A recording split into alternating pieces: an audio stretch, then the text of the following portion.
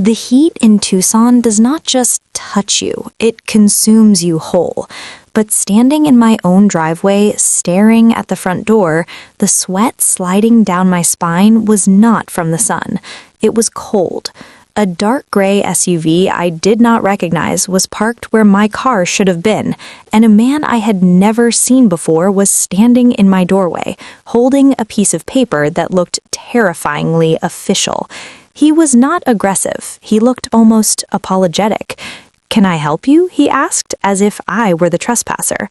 I pointed at the house. "That is my house," I said, my voice trembling despite my effort to study it. He glanced down at the document in his hand, then back at me. "Not anymore," he replied quietly.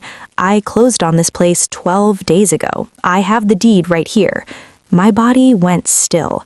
He lifted the paper. It was a standard warranty deed, and at the bottom, beside a notary stamp I did not recognize, was my signature, a signature I had never written, selling a house I had never listed, while I was 5,000 miles away. My brother had not just borrowed my home while I was gone, he had sold it. Before I tell you what I did to the man standing in my living room, drop a comment and tell me the one thing your family has done that you can never forgive. I read every single one. I did not scream. I did not try to push past Mr. Caldwell. He was not the enemy. He was just the instrument my brother had used to hollow me out. He looked relieved when I stepped back, handing me a torn scrap of paper with an address scribbled across it. "They moved your belongings," he said, his voice dipping into an uneasy murmur. "Said they put everything in storage." I returned to my rental car, the air conditioning blasting but failing to cool the fire building in my chest. I drove 20 minutes toward the outskirts of town, past strip malls and empty lots coated in dust, until I reached a line of rusted metal storage units baking under the Arizona sun. It was not climate-controlled. It was a steel oven in the desert. When I rolled up the door, the air that hit me was not just hot, it was suffocating. It smelled like melted plastic and old paper dissolving into glue. The temperature inside had to be over 120 degrees. My leather couch sat there with a deep tear across the arm, as if it had been dragged across gravel. My television was missing, but in the corner were the boxes, stacked carelessly like discarded trash. That was where they had thrown my life. I opened the one labeled office, my college diploma, the one I earned working 2 jobs while Marcus was partying on my parents' dime, had warped into a bent arc. The framed glass was shattered, but it was the next box that broke something inside me. It was labeled Nana. I lifted the photo album from inside. The plastic sleeves had fused together under the heat. When I tried to separate them, the ink lifted with the plastic. My grandmother's wedding photos, pictures of my childhood, the only physical proof that I had once been a little girl who was loved. They were nothing but blurred streaks of color now. They had not just stolen my future, they had cremated my past to save $50 a month on proper storage. That was the moment. That exact second, the daughter in me died. The part of me that wanted to fix them, to protect them, to be the good girl who kept the peace. It melted there on the filthy concrete floor. I wiped sweat from my eyes. I did not call my mother to cry. I did not call Marcus to rage. I walked back to the rental car, opened my laptop on the hood, and connected to my phone's hotspot. My family knew I worked with numbers. They liked to boast about how smart I was whenever they needed a loan, but they never cared enough to ask what I actually did for a living. They thought I was just some upgraded bookkeeper. They forgot I do not just balance accounts. I autopsy financial crimes. My name is Elena Hart. I am a forensic auditor. I track hidden assets for federal agencies. I follow money through shell corporations, offshore accounts, and crypto mixers. I find the funds cartels and corrupt executives pray no one will uncover. And my brother, the self-proclaimed crypto visionary, had just left a trail so obvious it practically glowed. I logged into the Pima County Clerk's database. 3 clicks, that was all it took. The power of attorney document appeared on my screen, dated November 3rd. I stared at the signature at the bottom, a flawless imitation of my handwriting. November 3rd was the day I was presenting a fraud case in a glass boardroom in Seoul, 5,000 miles away. I shut the laptop slowly. The grief had drained out of me, replaced by something colder, steadier. They thought they were clever. They thought I was just a sister they could pressure and manipulate. They had no idea they had handed me the evidence that would dismantle them. I sat in the driver's seat with the engine running for the air conditioning and dialed my mother. I did not know what I expected. Panic, regret, a confession that they had been misled. I wanted, just for a moment, to believe she had been trapped in this too. Lorraine answered on the second ring. "You're back?" she asked, her tone flat with irritation, as though I had arrived uninvited to something inconvenient. "I am at the storage unit, Mom," I said, staring at the melted block of photographs on the passenger seat. "My house is gone. My belongings are destroyed. Tell me you did not know about this." She exhaled heavily, a long, theatrical sigh soaked in annoyance. "Oh, Elena, stop being so dramatic. Nobody destroyed anything. We moved it." "I sold my house," I repeated, my voice flat and steady. "That is a felony." "It was a family decision," she snapped, the sweetness gone in an instant. "Marcus was in a tight situation. He needed liquidity. He has a plan, Elena. He's building something legitimate this time. Blockchain infrastructure. He's going to be a millionaire before the year ends. He just needed seed capital." "Seed capital?" I echoed, tasting the absurdity of the words. "It was my house. I paid for it." "And you have more than enough," she shot back. "Look at you. No husband, no children. You're nearly 30 and flying around Asia playing investigator, while your brother is trying to build a legacy. He needed that property more than you did. Men need to build something lasting. Women just need to settle down. Stop being selfish." Selfish? I wired them money every month for 5 years.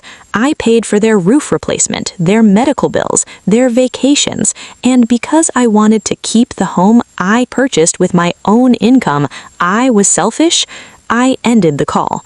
No goodbye, no raised voice, just silence. Then I dialed Marcus. He answered with laughter in the background, silverware clinking against plates. He was eating. "Elena," he boomed, "I heard you touch down. Relax. Don't overreact. I did you a favor. I liquidated at the peak. You should be thanking me. You forged my signature. I managed our resources," he corrected, his tone sharpening into condescension. "You left, remember? You ran off to chase your career overseas. You left that massive house empty. Do you know how insulting that is, to have so much and let it sit while your family struggles?" There it was, the logic of a parasite dressed up as virtue. In psychology, they call it cognitive dissonance, the mind rewriting reality so the villain can remain the hero in his own story. Marcus could not accept he was a thief, so he reframed it. My success became selfishness. My property became communal. In his version of events, he was correcting injustice. "I did not abandon anyone," I said, my voice reduced to ice. "I was working to afford the house you stole. You do not need a 5-bedroom house," he snapped. "You're single. You're never home. I have a fiancé now. I have responsibilities. I invested that money. When the returns hit next month, I'll cut you a portion. Until then, stop sabotaging my future." Your portion? As if I were a shareholder in my own theft. "Where is the money, Marcus?" I asked. "It's secured," he said dismissively, "in cold storage." "You would not understand the technology. Just wait for the payout. I have to go. We're celebrating." The line went dead. He was not afraid. He was not remorseful. He was celebrating, dining somewhere with the equity of my labor on his plate. I looked again at the fused photo album beside me. The grief dissolved into something surgical. They were not family. They were liabilities, and liabilities get eliminated. I wiped the sweat from my forehead and closed my eyes for 3 seconds. When I opened them, the sister was gone. The daughter was gone. The auditor remained. I did not drive to my parents' house. I did not show up at Marcus's apartment. I drove to the nearest Starbucks, ordered the strongest black coffee they had, and opened my laptop. They thought they were dealing with a heartbroken woman. They forgot they were dealing with someone who dissects financial crimes for the Department of Justice. I began with the deed. I downloaded the certified digital copy. The notary seal belonged to a woman named Heather Doyle. 2 prior complaints for improper authentication. Useful. I scanned my passport entry stamp from South Korea, November 3rd. Then I accessed my airline loyalty portal and pulled the flight records. I had a timestamp placing me on a train from Seoul to Busan at the exact minute my forged signature was being notarized in Arizona. Physics was my first witness. No human occupies 2 coordinates simultaneously. Then I followed the money. Marcus claimed it was invested, secured, growing. I used the social security number I had memorized years ago when I co-signed his first car loan and ran a full credit sweep. The data populated in seconds. He had not invested it, he had converted it. 3 large transfers to a cryptocurrency exchange. He thought crypto meant invisible. He forgot the blockchain is a public ledger and I have proprietary software designed to de-anonymize wallet addresses. I traced the wallet flow. It was not resting in cold storage, it was hemorrhaging. Transaction 1, $94,000 to a luxury auto dealership in Scottsdale, a black Range Rover autobiography. Transaction 2, $31,000 to a private jeweler, a 3.5-carat diamond ring. That explained the fiancé. Transaction 3, $16,000 to a travel agency, first-class flights to St. Lucia for 4 passengers. He was not building an empire, he was funding a fantasy. He was spending my house on applause. He was buying admiration with my equity. I compiled everything. The passport scans, the flight manifests, the forensic tracing of every diverted dollar, the forged power of attorney, the dealership invoice, the exchange withdrawals. I organized it into a single PDF titled Evidence of Felony Fraud, Marcus Vale. I did not print it at the hotel. I walked into a professional print shop and had it bound in black with a clear cover and spine. 40 minutes later, I stepped into the downtown precinct. I did not stand in line behind parking disputes and noise complaints. I approached the desk sergeant and placed the binder in front of him. "I am not here to file a report," I said calmly. "I am here to deliver a closed case for grand larceny, wire fraud, and aggravated identity theft. Total theft exceeds $800,000. He looked unimpressed until he opened the binder. He flipped through the passport stamp, the financial tracing, the blockchain analysis, the notarization discrepancies. His posture changed. He picked up the phone. 10 minutes later, I was seated in Detective Alvarez's office. He did not ask if this was a family misunderstanding. He did not suggest reconciliation. He studied the evidence, then reached for his radio. "With this documentation, I can get a judge to sign off quickly," he said. "Give us an hour." I walked back into the fading Arizona sun holding a stamped copy of the complaint. It was no longer a story, it was a weapon. I tracked Marcus's location. His new Range Rover had a GPS feature tied to the dealership account listed on his credit report. The account recovery required nothing more than information I already possessed. The dot pulsed in the center of downtown Scottsdale. The Sterling Room. Of course, the kind of steakhouse where the steaks arrive dusted with gold leaf and the wine lease reads like a mortgage. The kind of place you go when you want witnesses to your success. My brother, the architect of his own felony, was celebrating. I texted Detective Alvarez the address. "He is at the Sterling Room. I am going inside." "Wait for us," he replied. "I will be inside," I answered. I parked a block away. The desert heat had softened into a dry evening breeze. I I smoothed my travel-wrinkled blouse. Jeans, flats, no power suit. The truth does not require tailoring. I stepped inside. Cold air wrapped around me, scented with perfume and seared beef. Low lighting. A pianist stumbling through a jazz standard in the corner. And there they were. Center booth, best table in the room. Marcus at the head, gesturing with theatrical confidence in a brand new tailored jacket that fit poorly at the shoulders. Beside him, a blonde woman with a flawless manicure and a ring large enough to announce itself across the table. My parents, Lorraine and Peter, glowing with pride. Wagyu steaks marbled like abstract art on their plates. A bottle of Bordeaux breathing beside them. They were dining on my house. I walked across the room. My footsteps sounded thunderous to me, invisible to everyone else. I stopped beside Marcus just as he raised his glass. "To the future," he declared. "To the future," I echoed. The glass trembled against the rim. He looked up slowly. "Elena," he whispered. My mother's fork clattered onto porcelain. "You need to leave," she hissed. "Wait outside." "I am not waiting anywhere," I replied. "I came to return something." I placed the bound evidence directly on the table. Passport stamp, bank tracings, dealership invoice resting against his plate. "That proves I was in South Korea when you forged my signature," I said evenly. "You stole my house. You stole my money." His fiancée stared at him. "You told me you liquidated crypto," she murmured. "She is lying," he stammered. "I am the victim here." My father rose from his seat. "Leave before we have you removed." "Try," I said. The dining room quieted. I turned slightly as Detective Alvarez and 2 officers entered behind me. "Marcus Vale, you are under arrest for grand larceny, wire fraud, and identity theft." Handcuffs clicked closed around his wrists. His bravado evaporated. "Elena, I am your brother." "I know," I said. "That is why it carries enhanced penalties." Then my mother detonated. She screamed, accused, grabbed at an officer's sleeve. When that failed, she collapsed theatrically, clutching her chest. The room shifted instantly. A moment ago, I was the victim. Now I was the cold daughter causing distress. I observed her breathing, even, controlled, no discoloration. Her body positioned perfectly to block the aisle. It was not a medical emergency. It was control. I stepped around her.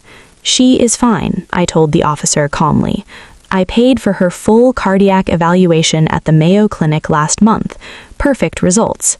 This is performance." My mother shot upright, fury replacing frailty. The illusion shattered. "Take him," I said quietly.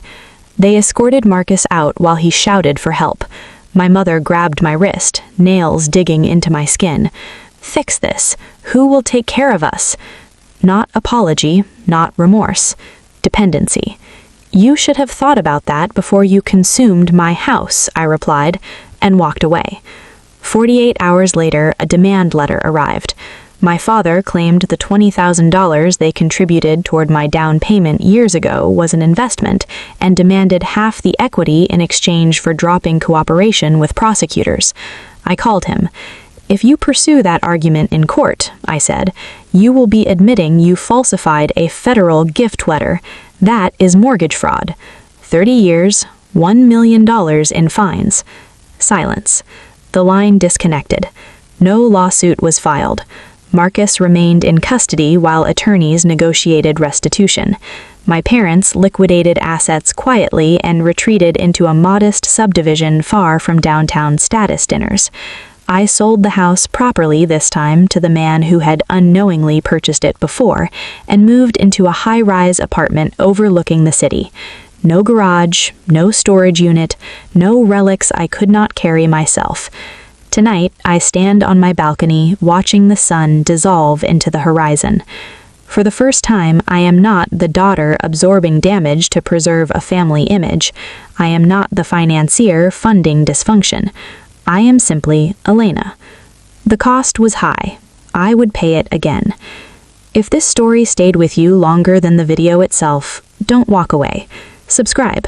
This channel is for people who actually feel what they hear. And if you've ever chosen freedom over being the good daughter, comment below and share this with someone you love who needs to hear it.